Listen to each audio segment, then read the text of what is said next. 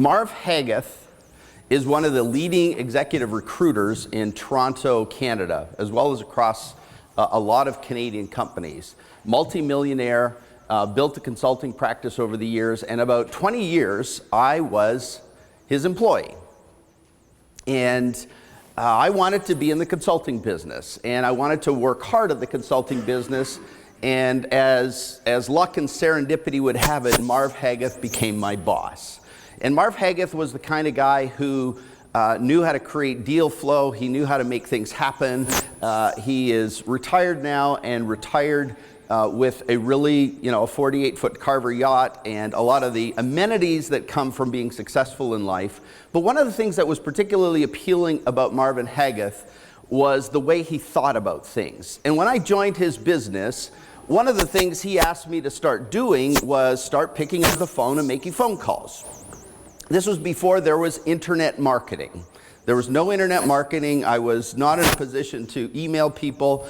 The only way to get through to people was to pick up the phone and call them. How many of you remember that life? The complex world we live in has made us think there's simpler ways to do things, but Marv Hageth was very clear you had to make the calls. And we actually had a point system when he worked with me, and he said, I don't know how you teach. I was his only, he had a couple of other associates, but I was his only new person in the firm, and it was purely a professional services firm. There was an administrative assistant and then the consulting group, and I was the youngest consultant in that group. And he said, here's your system. It's 100 points a day, and you have to win 100 points a day. If you don't win 100 points a day, you will not make it in this business. And 100 points a day meant every day you actually had to make enough calls, and each call you made in a day was worth a point. A point. So a call just meant you picked up the phone and dialed somebody and got some kind of contact. But after about 2 months of doing this, I began to get discouraged. And the discouragement set in because of this. Marvin would go off to a meeting and spend a couple of minutes a day and walk home with a $100,000 paycheck. I would make 100 calls a day and not make that much. And it began to sort of infuriate me, but I don't like not figuring things out. And the more I tried to figure this out, the more I started understanding that Marvin was working in the C-suite, and I was working talking to HR managers. I was talking to operations people. I was talking to assistants. I was talking to the janitor to get my point count up. Because the more points you got, but what became very apparent in Marv's teaching strategy with me was you gotta know how to get into a business and understand a business. You have to come at it from different angles. Yes, granted, I was still not making the kind of money that Marvin was making. He was making $1 million payday years, and I was squeaking by, but I was learning something.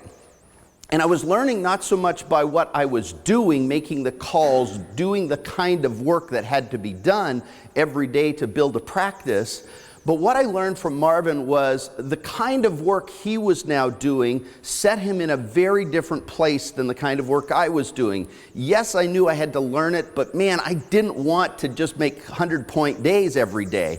I wanted to figure out how to get into the C-suite. And yet that is a hard thing to do when the guys you're working with and the people you're working with are the ones occupying that connection, and I was building my practice. And what I realized very quickly is that Marvin Hageth was playing in the big leagues, and this is where I was playing. You know how we chase the ball around, and that whole sense of you just run around and you try and figure out where the ball is, and you're really not tackling or doing anything significant, but remember, and if you coach little league kind of anything, remember what it is. It's all about learning how the game plays. You can't play in the big leagues till you've been here, but at the same time, the big leagues are where the action's happening. There is a statement, based on a biblical story, and the story is of the children of Israel leaving Egypt. And it's important to recognize that the skills that got you out of Egypt are not the same skills that are going to get you to the promised land. And that attempt to get out, and Moses walks around the desert and circles around the desert for a long time, but he just didn't have the capability, the capacity, or the willingness to get into the promised land. He was circling. And one of the things I see with my coaching clients and the work I do is a lot of us end up circling the desert and not accessing the promised land because we don't quite know how to do that. And we don't know how to get into that C-suite level. And so today, my goal is to help you see a different way of getting to the C-suite. The C-suite is an important place to be. It's an important place where big things happen. And so that's what we're going to talk about today. Is that okay with everybody? Is everybody doing okay? Yep. All right. Sunday morning, 8 o'clock. Not the best slot, especially after a block party, and I saw numerous people at the front. Because I was speaking this morning, I retreated, but I watched. And I observed many people leaving the building after the block party. So, and a couple around those fireplaces out around that back of the... We're going to talk about the C-suite. So what is the C-suite? I think the C-suite is something that we all think about or we kind of intuitively get, and this is how we intuitively get it. We think the C-suite are people that have the name with C in it. So chief executive, chief financial, chief legal, chief ops, chief marketing, chief technology, chief information, whatever you call it, that's kind of how we see this C-suite designation. But I think there's a more elaborate and important way to look at it, and it's this. The C-suite are those executives who live in organizations that get the work of the business done through and in motion through management. So a lot of times C-suite are separated from the work of the business with either a layer or multiple layers of management. Even if it's a flat organization, C-suite people are not doing the business. Does that make sense?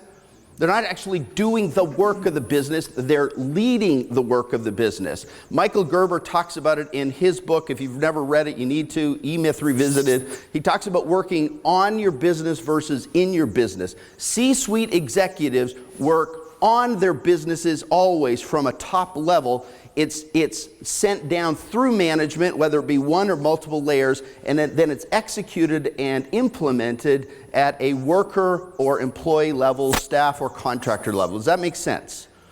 So what occurs a lot of times is you see people, and I have been guilty of this myself. I am not in a C-suite environment, though in certain situations, because of my corporate status and things like that, I will often use the term CEO on my designated materials. I am not a CEO, C-suite CEO. I'm a CEO by nature of the corporate environment that I have in California. But I'm not because there's not a layer of management between me and my staff. It's a direct connection. Does that make sense? Okay, so I want that to be clear, because if you're thinking that the self-employed owner who calls himself a CEO of a small to mid-sized business thinks himself a CEO, that's fine. The title is fine, but you can often access that person in a similar way that you can a purchasing person or someone else. They're easier to get to. C-suite people are harder to get to, and thus you have to be more adept at it. But let's talk first about why these kind of connections matter. What's the value of a C-suite connection? Well, let's think about it. C-suite people, the people who occupy those sort of senior positions in mid to larger organizations set strategy and policy. They make the decisions about where their entity, where their corporation, where their company's going, and how it's going to go, and what are the restrictions around that, and what are the rules set that they actually employ to make that occur. So they set strategy and policy. What's cool about C-suite occupants is that they set and define the budgets for those. They don't necessarily spend the budgets, but they're the ones who set it. They can actually make a budget where there was none. They can enhance a budget where there was none. And they can actually shrink or remove something where there is one. C-suite executives are generally tasked with ensuring that the business performs up to the standards of the shareholders, of the investors, and budgets are a big part of that. C-suite can actually influence significantly in purchases. They actually have the ability to move a purchase forward fast, or they can slow one down. Because oftentimes you might be wanting to get this quick approval, and a C-suite executive says, hey, wait a second, something's fishy here. And they will pull a stop even if everyone in the organization below has wanted that to move forward. And finally, I think C-suite executives, say that 7 times fast on a Sunday morning. The cool thing about the executive group is that they can actually recommend you down the organization, and down not in terms of value, but down in terms of role in the organization. They can actually recommend things to happen at a level, a management level, or a worker level, or staff level. But the other cool thing is these people will actually recommend you across organizations. There is, in the C-suites around the world, a lot of interconnect. And you will often find CEOs, CFOs of companies here are board members on company over here. And there is a lot of intersection, there's a lot of recommendation back and forth. And I've had the really cool opportunity to actually be recommended from C-level people over here to C-level people on another organization, because sitting around a boardroom, a question comes up and they say, Tom's the guy to talk to about that. That's the kind of thinking you have to understand, because in reality, if you want a seat at that table, it's important to know that the kind of stuff that happens at that table can be beneficial to you and your business. So let's talk about why sometimes we find it difficult to get access to that place. We know it's important, we know it has value, we know it can actually propel you into opportunities that you might not get otherwise, but I think there are things that block our access to that. And this is the first one, and this is the one I see so often in today's world, and it's we're all hoping desperately for a shortcut. We want the lottery, we want the magic pill that all of a sudden gives us access, and we go, if we can just get to the CEO or the CFO or the chief market, whoever the person is that drives the kind of activity that we want access to, we think if we just get to them, we can bypass all the work. And the problem is that's utterly wrong. You can access C-suite people, but if you haven't done your homework, you're going to hit a wall very quickly anyway. So it's really important that you don't look for shortcuts. You can look for easier pathways sometimes, but it's often, even if you take an easier pathway, you get stuck with the fact you haven't done the second one, which is your homework. You have to do your homework. If you're going to try and access C-suite people, you've got to understand the dynamics of the organization. You've got to understand what's happening in the organization. And so many people today, there is more information than ever. Marv Hageth, who I used to work with, who I've already pointed out to you on the screen, used to tell me, you need to know that organization cold. If you want to access the people that I talk to, you need to know the human resource director, you need to know the operations manager, you need to know all the people in the organization, and we didn't have access to the internet to go searching for that. Now today, with the inordinate amount of information, what I find is many people are too lazy to do their homework before they ever make a sales call, before they ever try and access a bigger company. They're actually going, this company was probably just desperate to see me. And the reality is nobody is, and it's because you haven't done your homework. How many of you own your own businesses in the room?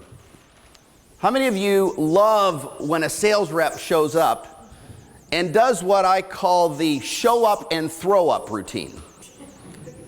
And they just vomit all over you. One of the things that really blocks access, and it might not just block access, you might actually get in front of C-suite people, but if you show up and vomit, it's not good for your business. It's not good for your presence. And so it's really important that when you show up, you don't come with your laptop and PowerPoint presentation and documents in tow. If you're coming and they've asked you for a presentation, that's different. But if you have an opportunity to show up in the C-suite, you better show up with nothing in tow. Because C-suite people are not about the presentation. I've yet to meet a C-suite executive who wants to sit through a 30-minute presentation that you're about to deliver about your shredding and destruction services. They're not interested. What they're interested in is, do you have a different way of looking at things? Do you have a way that they haven't considered? Do you open an opportunity to them? Because often, when you go the direction that many people do, which is, I'm here to sell you my services, instead of, I'm here to figure out what you need and try and understand your situation. And by the way, I've done enough homework to know that you have situations in your corporation, in your business, that are detrimental to you. It's really important that you don't show up this way by selling instead of building trust. This one is more insidious. And there are plenty of opportunities for people to actually be in front of the C-suite, but often never even go there and don't even attempt it because of an inferiority complex. That's what I call it. I don't know if that's the psychological best term for it. But there's a lot of people who have great opportunities to deliver value, to actually say something of value and to get an opportunity in the C-suite, and they never do it because of this inferiority complex, this belief that really they won't be accepted there. And it's important to recognize that you have value that the C-suite needs because they're not getting something like you have to offer. So it's important to realize you don't have to get stuck there. Well, that's why we're not getting into the C-suite, and that's why sometimes even if we get in, we get kicked out. But here's what I want to do for the next little while. I want to talk a little bit to you about some of the things that will actually help to get to the C-suite, that will help you get you thinking right about the C-suite, so that when that opportunity arises, you have some knowledge about it and you have some good thinking about it.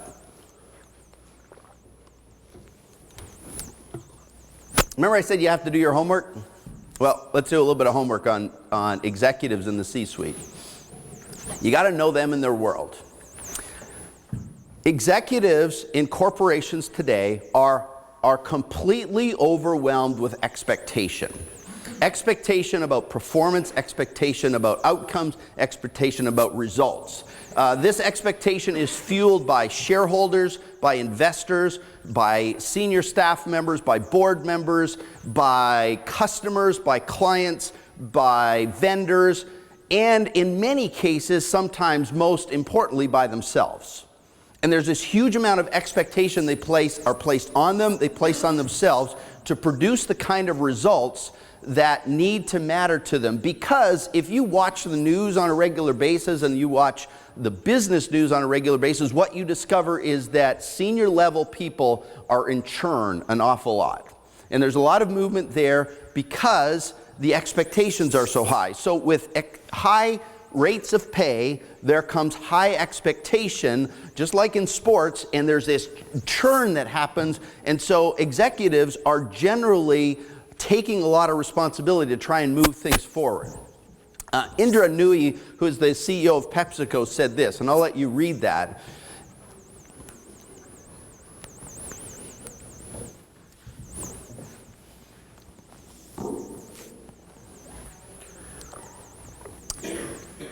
They worry about everything. And so the expectation on them is so dramatically high that the worry actually starts to compound the effect.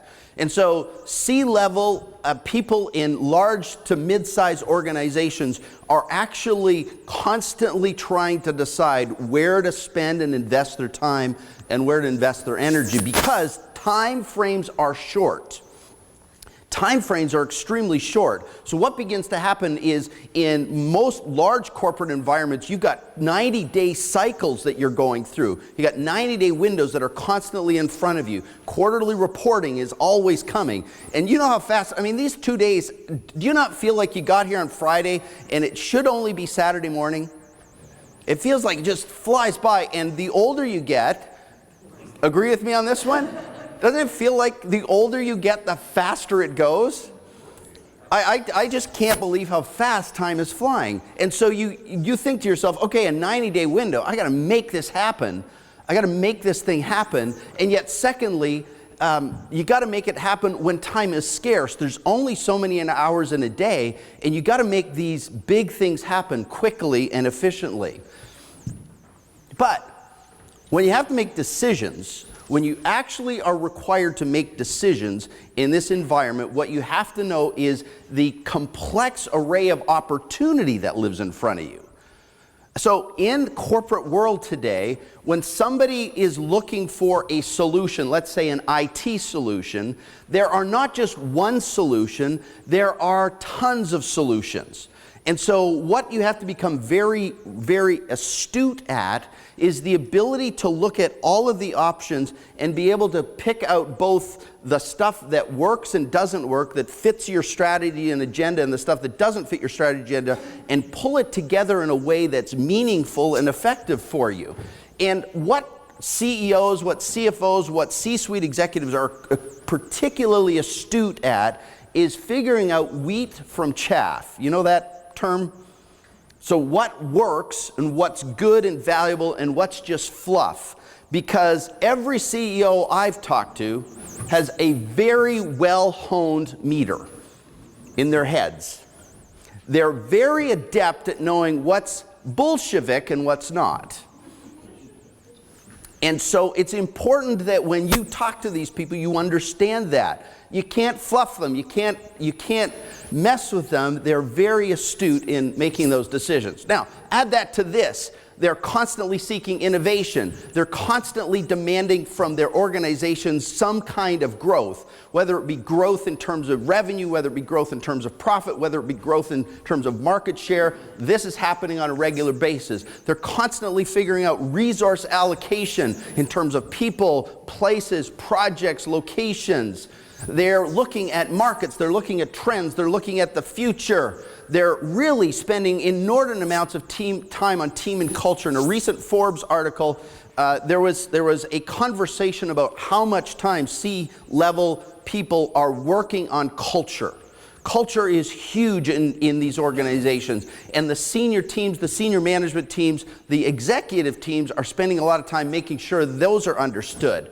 And then, this pesky one that we all love.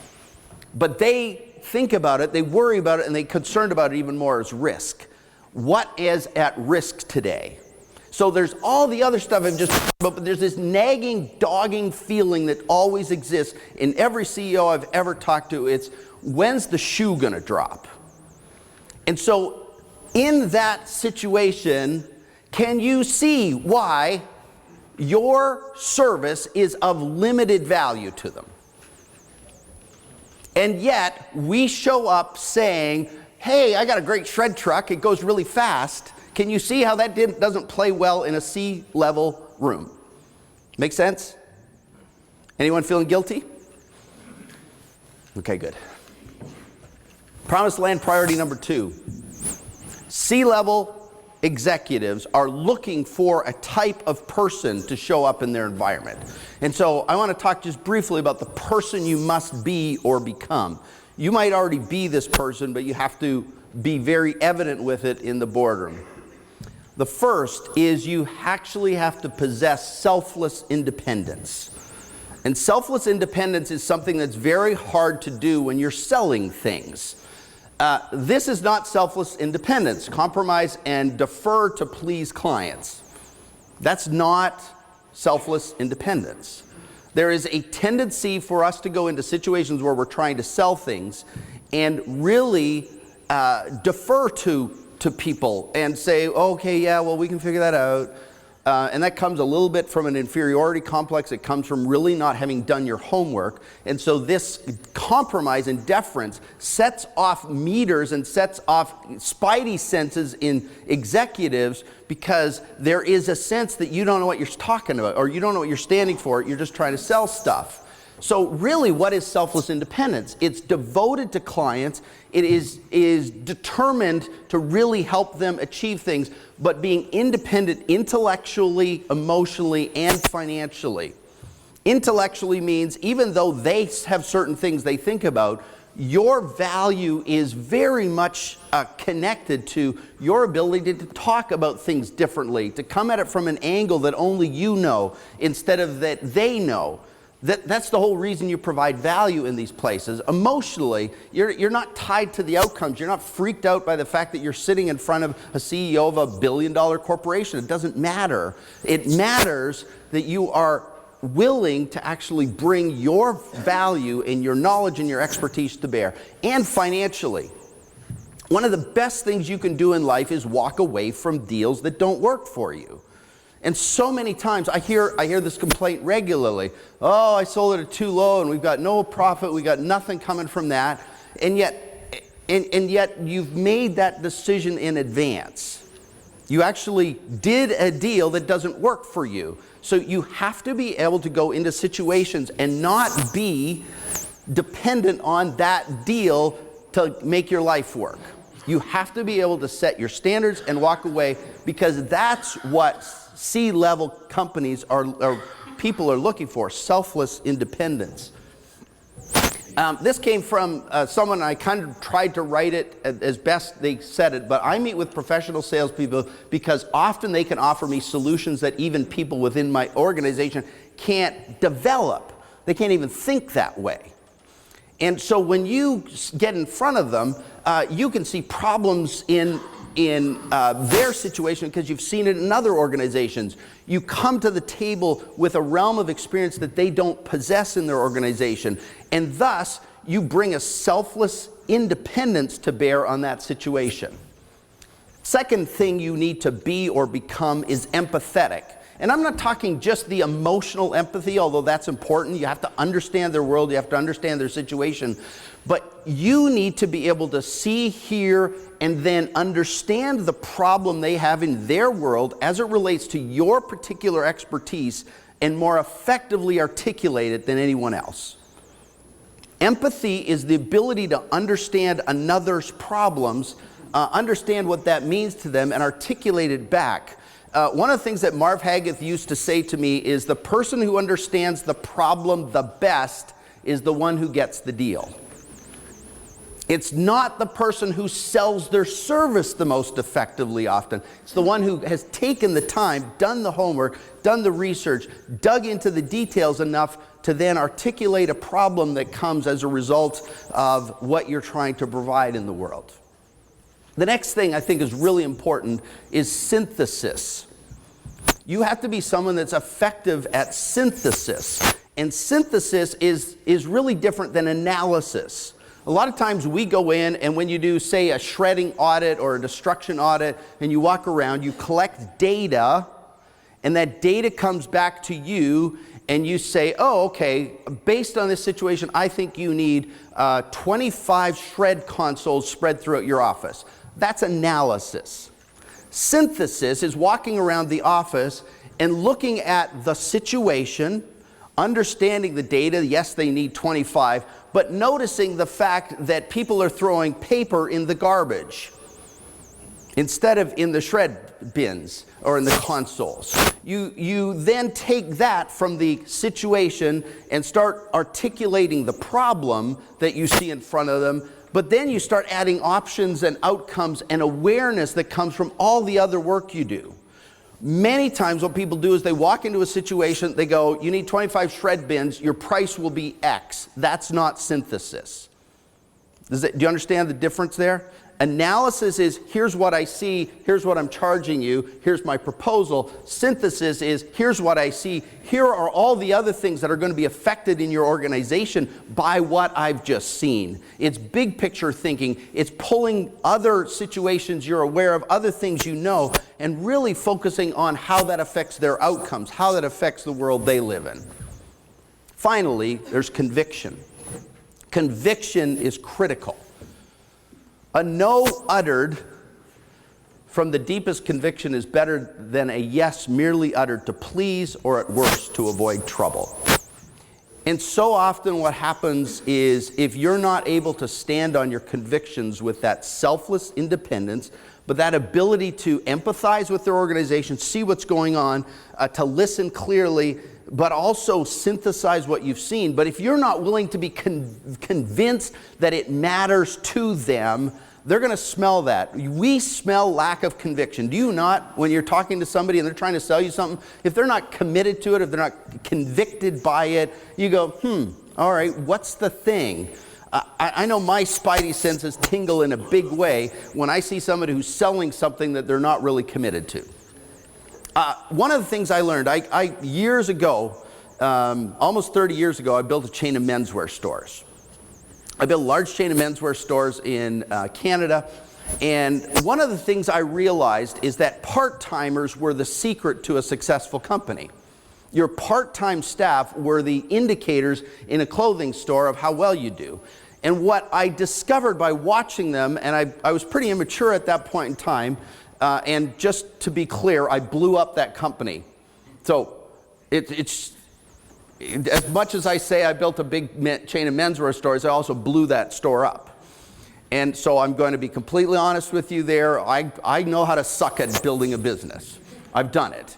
But one of the things I did discover in observing this was that part-timers would sell the cheapest suit in the store. They were really good at selling the cheapest suit in the store. And I was frustrated by that, because I went, well, you know, you're selling a $299 suit and we have $1,200 suits on the racks. Why do you keep selling this suit? And it took me a while to actually figure it out. And it was this, that part-timers couldn't even imagine going into a $1,200 suit. They couldn't even think that way. All they could think about was selling that suit. They couldn't even imagine. And it was interesting because one of the things I demanded my staff do was try on suits, to test them, to see how they fit. And what became very evident as I watched them, what suits they'd pick out, they only went and picked out the $300 suits. If I was going to get them into a $1,200 suit, I had to put it on them. Now that's awkward. But when I started realizing that, I had to start changing it. Why? Because the conviction they had was, I can only sell that suit.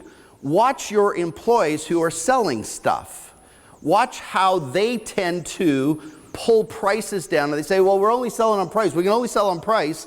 And they're trying to talk to people who are willing to buy on more than price. But they're going, well, it can only sell on price. Well, because what oftentimes is happening in the background is they don't think people will buy at a higher price. And they're not convicted of that. And so it's really important to be able to, in an environment where you're selling to executives and C-suite, that you actually have to have a conviction, not just about not doing business, but about the kind of business you can offer and the kind of thinking that comes with that. And then finally, and this one to me is a non-negotiable, it's the entry point, which is senior executives want trust. They want trust. And they will build trust and they will look for trust before anything else happens. I actually had a CEO once tell me that he dropped 4 pieces of information to me that no one else in the world knew. And he dropped those 4 pieces of information to me, and a year later he told me, I can trust you now, I will do business with you. But he had given me 4 pieces of information, all of which nobody else in the world knew, and all he was looking for was to hear if it came back. And if it came back, integrity is in question. And that's the kind of things, because C-suite executives are constantly concerned about trust. Who can they trust? Who can they not trust? They're worried about orientation, and orientation is about, is the person in front of me self-oriented or is the person in front of me other-oriented? Are they always trying to get the sale in, or are they actually interested in helping my business?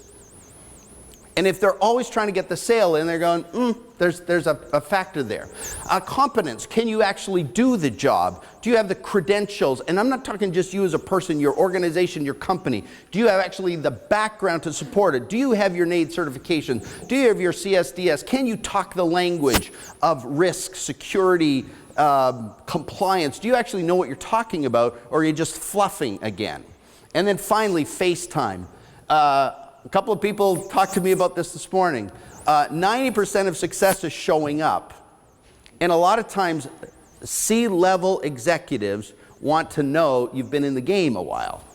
and they've seen you and they've been around and your name is present, your person is present, you develop FaceTime trust, which means you're in front of them enough that they know you're trustworthy. Now, if you understand their world and you also understand the kind of person you need to be, then there's a couple of ways to find your way into C-suite executives. This is the way most people go at it. So there's really about four primary ways people attempt to get into the C-suite. So the first is overt, from the top down. You just try and reach the senior executive. I have talked to people who stood outside of office buildings waiting for the particular C-level executive they wanted to talk to walk out the door so they could spend 2 minutes with them. I know people who have actually worked the elevator. If you go into Silicon Valley and listen to some of the stories that come out of Silicon Valley and read them, one of the things you discover is that some of those early founders of some very successful companies actually waited in elevators for the right executive or the right investor to show up so they had an opportunity to pitch them for 30 seconds. There is stories even in our industry of people making sure that they had chances to meet people because they knew what restaurant they went to. They knew there's a thinking, right? It's a homework thing, but one way to do it is overt. You've no doubt heard the story that is I believe, an urban myth, but actually a lot of people use it, and it works very well, which is when you call an executive at 5 in the morning, you're more likely to get them because nobody else is in the building. And those overt methods are one way to access the C-suite. The dilemma there is often you're seen as an unwelcome pest, right? You're just calling out of the blue. And when you get that person, what are you doing? Because unless you've done your homework and you're saying, can I meet with you? That's not going to fly very well. The actual odds of success for true C-suite executives is next to none. The other way to do it, coming from that angle, that more overt angle, is through the gatekeeper. And gatekeepers actually can be efficient ways to get there, but overall in the grand scheme of things, they're a really low probability because the person's job is really to keep people out of that C-suite.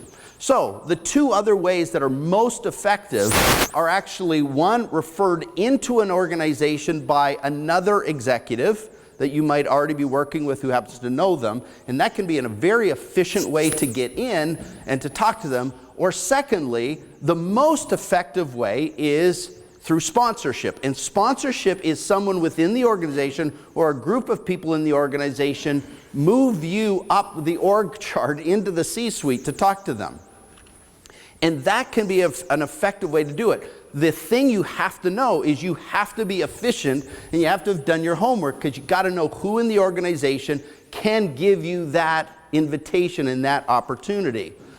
This comes from this was from Sales Labs, research by Sales Labs. 84% of the time, executives said they would grant a salesperson a meeting provided the recommendation came from someone inside the company. So it's not that senior level executives don't want to talk to you. It's not that they don't want to have a conversation with you. They want to have conversations with the right kind of people in the right kind of times with the right kind of agendas that fit their strategic objectives. Does that make sense? And yet so often we're trying to get in there with our objective and our agenda on our timing, not theirs. And so coming up through an organization is actually an efficient way to get to them. In fact, it's got a much higher win rate, but you got to do the work. And it's not a one and done deal. It's not a lottery mentality. You got to go to work. I'm going to give you a quick story about one of the ways I got to see executives. I realized, based on the work I'd done with Marv Haggoth, the work I'd done in my life, that one of the few ways to get to executives was, and I'm not saying this was the right way, but it was an efficient way for me. I built 2 television series in my life. One was called Making a Difference, and the second was called Adams and Company. And these 2 television shows were actually designed, from my perspective, as a way to meet CEOs and executives. That was their only intent. It was actually a marketing technique that I built for myself to meet CEOs. And the whole concept that I built and I pitched to the television networks was, I'm going to do a show about world-class fast and funky companies and the people that make them that way. And that was the pitch. But what I did was then I would contact or have my production team contact executives, and they had a very finely tuned pitch to get them on my show, which was Tom Adams is a world-class consultant that actually is host of a television series, and he would like you to be on his show. Well, guess what executives like to do? Be on other people's shows. Guess what I like to do? Meet executives. It actually worked out really well. So what would happen is I would have an opportunity to get in front of executives. I'd spend usually a half day with them. Yes, there was camera time and there was a whole lot of conversation time. And what occurred was using that technique, and it's merely a technique, it didn't actually produce huge amounts of results because I realized that they felt a little bit betrayed when I started selling them after the fact. And they went, well, okay, but you were given a TV show, I don't want to hear about your consulting services.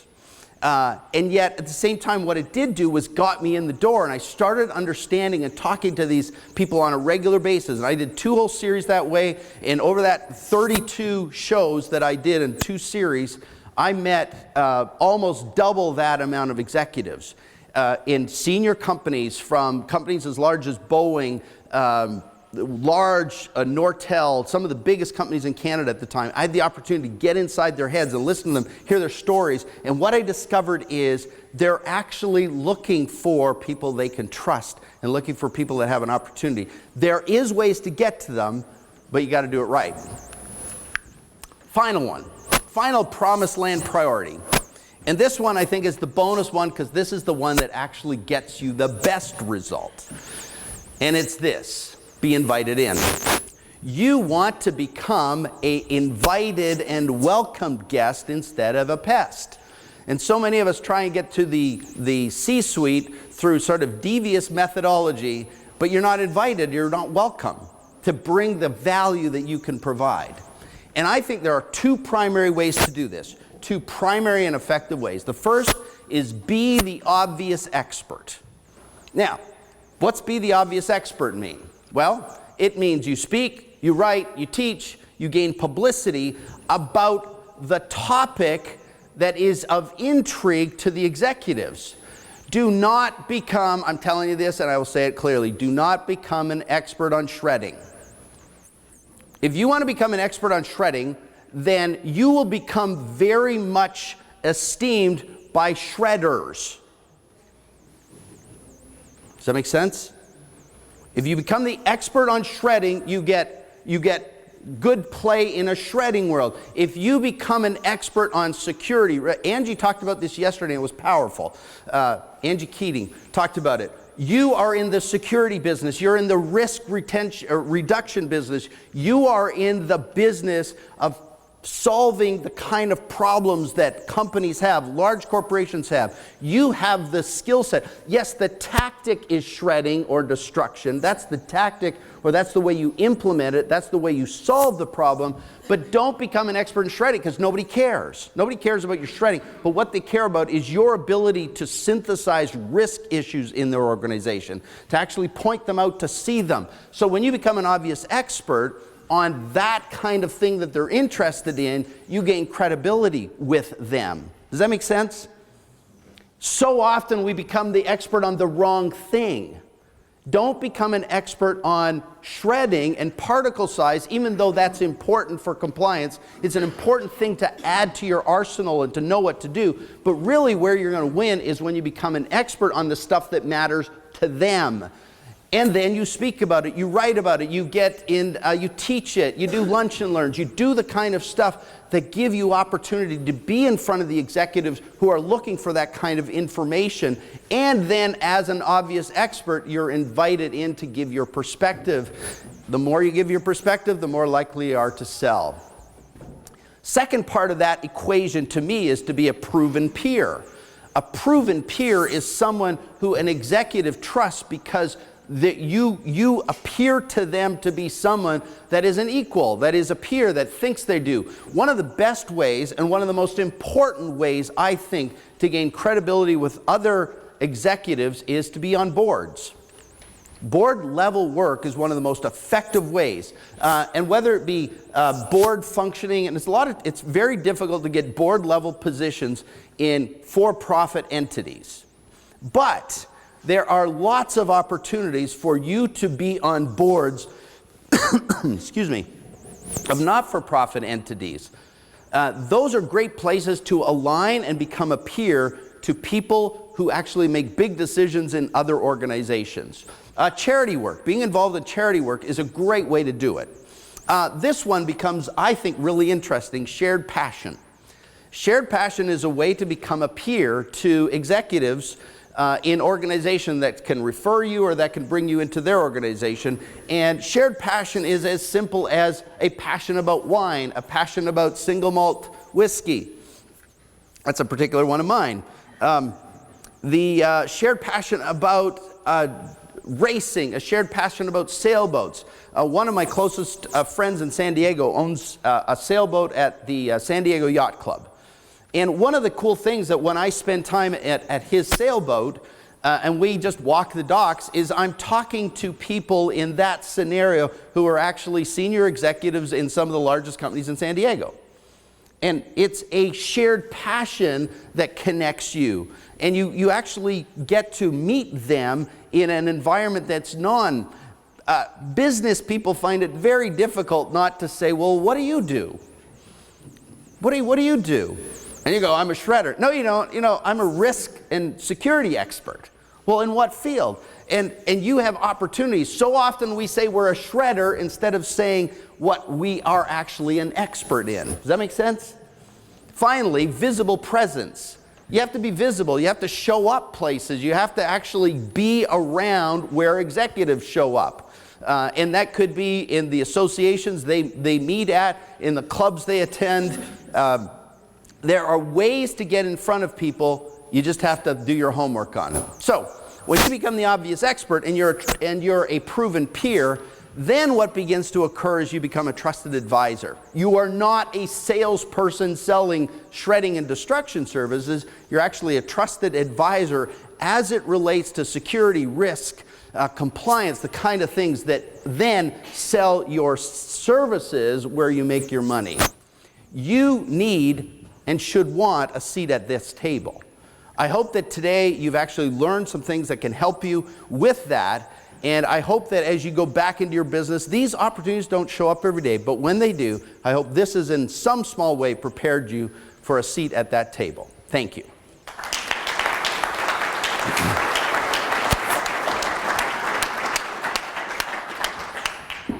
Anybody have a question? Any questions? When you talk about being referred up through an organization to get to that C-level,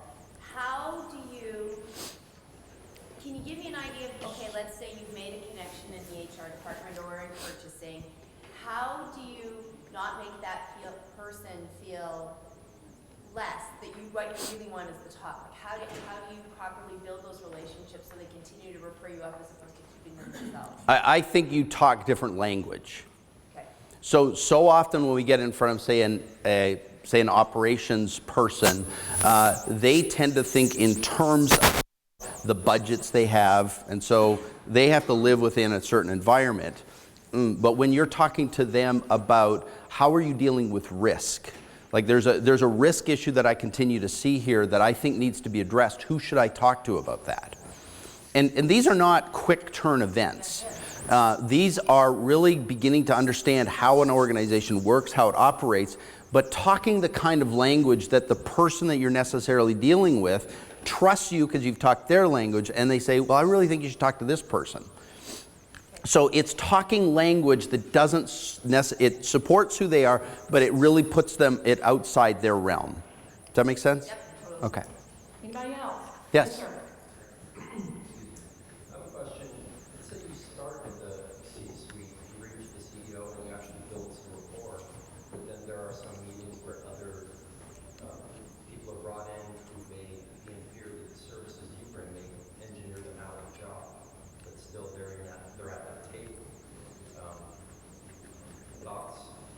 Well, if you're coming in from a C-suite level, hopefully those conversations have already made sense. Remember I talked about synthesis?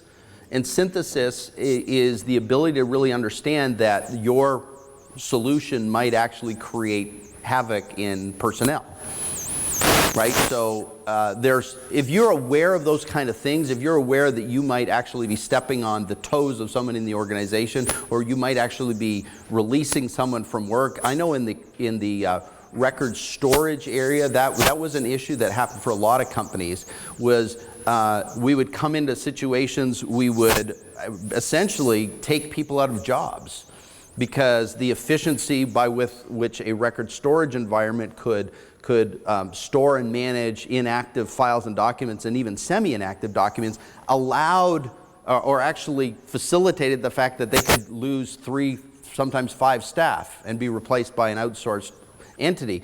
I think if you're coming at a C-suite level and you're talking to them, that has to already been part of the conversation. And then when they come, you have to be gracious. I mean, we in reality, in a capitalist environment, that's what's happening all the time. Employment is shifting from one company to another by virtue of the services that are offered by outside vendors a lot of times. And in an outsourced environment, that is what executives are looking for. How can I gain an efficiency that I don't already have that supports the numbers that I need to produce this month or this year? Does that make sense? Is that helpful? Yes.